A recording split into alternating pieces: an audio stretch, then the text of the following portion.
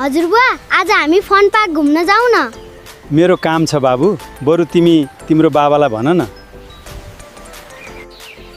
बाबा, आज मलाई फन पार्क घुमाउन लैजानु न। तिमीलाई किन त्यहाँ जान मन लाग्यो बाबु? त्यहाँ धेरै रमाइला खेल र नयाँ नयाँ कुरा हेर्न पाइन्छ रे। ल बाबु, आज तिमीलाई प्रदर्शनी घुमाउन लैजान्छु। साँच्चै बाबा? वाह! तर एउटा कुरा है, धेरै भिड हुन्छ, मेरो हात नछोड्नु। हुन्छ बाबा, कहिल्यै छोड्दिन। छोरा, आज हामी धेरै टाढा जाँदैछौँ। मलाई त कस्तो रमाइलो लागिरहेछ। बाबा, आज हामी धेरै खेल खेल्ने है?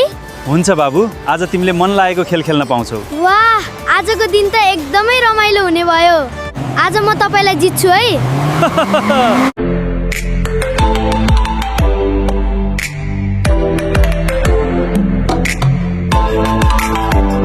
बाबा, अब मेरो पालो, तयार हुनु। ए, मलाई ठक्कर दिने योजना रहेछ?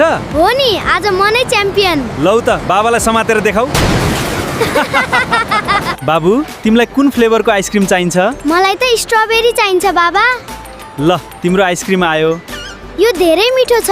हेर त, तिम्रो नाकमा पनि लाग्यो। बाबा, मलाई त्यो ठुलो खेलौना जितेर दिनुहोस् न। हुन्छ बाबु, तर पहिले तिमी पनि एउटा प्रयास गर।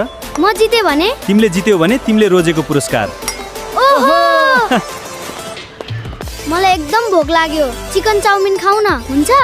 हुन्छ बाबु, खाऊ है त।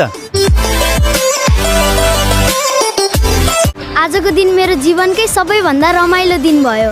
मेरो लागि पनि बाबु, तिमी खुसी हुनु नै मेरो सबैभन्दा ठुलो खुसी हो। नमस्कार सबैलाई। मेरो यो भिडियो तपाईहरुलाई मन परेछ भने कृपया लाइक, कमेन्ट अनि शेयर गरिदिनु होला। तपाईहरुको माया र साथले मलाई अझ राम्रो भिडियो बनाउन हौसला मिल्नेछ।